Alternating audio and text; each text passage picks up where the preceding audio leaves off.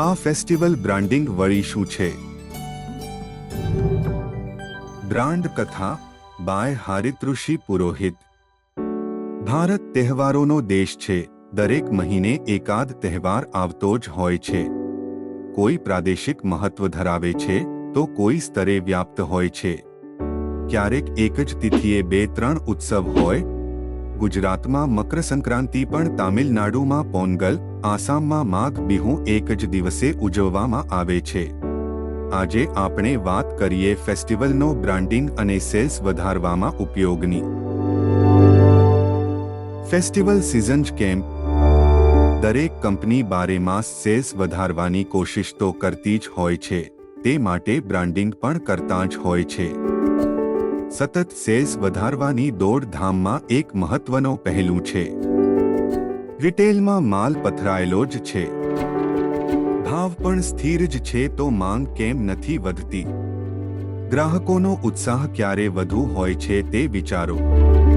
કોઈ મોટો તહેવાર આવે છે તો ખિસ્સામાં પૈસા નથી, તો પણ નવી પ્રોડક્ટ કે વધુ જથ્થામાં લેવાની હોશ જન્મતી હોય છે।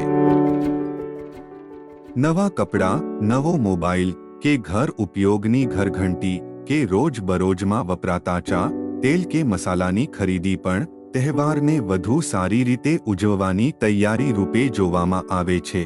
કઈ સ્પેશિયલ પ્રોડક્ટ કે થોડી પ્રીમિયમ પ્રોડક્ટ માટે તહેવારની અગાઉ સ્માર્ટ બ્રાન્ડ ટ્રીક વિચારવી જોઈએ। સૌથી બેસ્ટ ફેસ્ટિવલ સિઝન કઈ? આમ તો દરેક તહેવાર એક તક છે। ભારતમાં નવરાત્રિથી લઈને દિવાળી સૌથી બેસ્ટ ફેસ્ટિવલ સિઝન ગણાય છે। આપની બ્રાન્ડનું નેટવર્ક કયા પ્રદેશ કે પ્રાંતમાં છે તે મુજબ પ્લાનિંગ કરવું જોઈએ।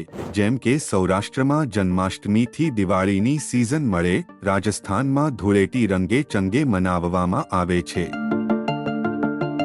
ઉત્તર પ્રદેશમાં છઠ પૂજાનું મહત્વ છે। જેટલો સમયગાળો વધુ મળે તેટલો વધુ ફાયદો। 26મી જાન્યુઆરી કે 15મી ઓગસ્ટના દેશ સેવા અર્થે કોઈ ફ્રી સર્વિસ અને તેનો યોગ્ય પ્રચાર કરવાથી હરીફ કરતાં એક સ્ટેપ આગળ રહેવાની તક મળે છે। ફેસ્ટિવલનો બેસ્ટ ઉપયોગ કોને કર્યો છે? વર્ષ 1994માં કેડબરીએ કુછ ખાસ હૈ હમ સભી મેંથી ઇન્ડિયન એડ ઇન્ડસ્ટ્રીમાં હલચલ તો મચાવી જ દીધી હતી, પણ ચોકલેટ જે ફક્ત બાળકો સુધી મર્યાદિત હતી તે મોટેરાઓને પણ મોઢે ચડાવી દીધી। કંપનીને ચોકલેટ ક્ષેત્રમાં સિંહફાળો મળી ગયો।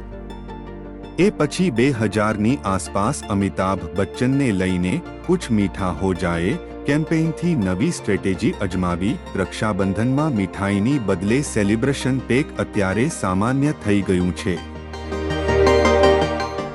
બર્થડે ગિફ્ટ તરીકે કે કોઈની ઘરે મહેમાન આવે તો બાળકો માટે આ પેકનો ટ્રેન્ડ બની ગયો છે।